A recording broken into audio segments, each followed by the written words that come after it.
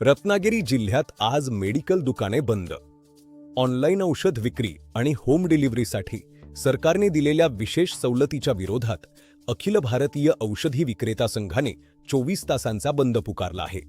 या संपात रत्नागिरी जिल्ह्यातील सुमारे 750 मेडिकल दुकानदार सहभागी झाले आहेत।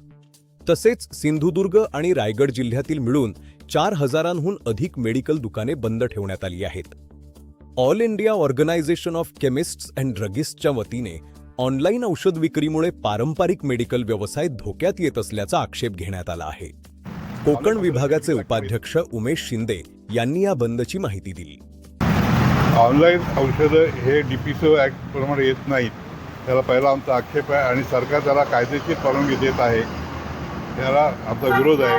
कारण DPCO ॲक्टकडे हा व्यवसाय केला जातो आणि आम्हाला जर का 20 आणि 10% मार्जिन मिळत असेल आणि हे लोक 30 ते 40% कसे काय विकू शकतात, डिस्काउंट देऊ शकतात, हा आमचा प्रश्न आहे। आणि याच्यामध्ये ऑनलाईनद्वारे नशेची औषधं तरुण पिढीमध्ये फार मोठ्या प्रमाणात विक्री केली जाते, तरुणांचं आरोग्य धोक्यात येत आहे।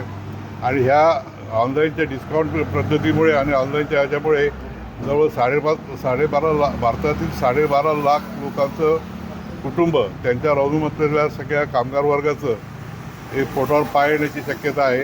सरकार आमचं म्हणणं ऐकून घेण्याच्या तयारीत नाही, त्यामुळे हा लक्षवेधीकरता आम्ही 1 दिवसाचा बंद केला आहे। सरकारने आमच्या मागण्या पूर्ण केल्या नाहीत तर आम्ही पुढे बेबंद संपाचा विचार करू।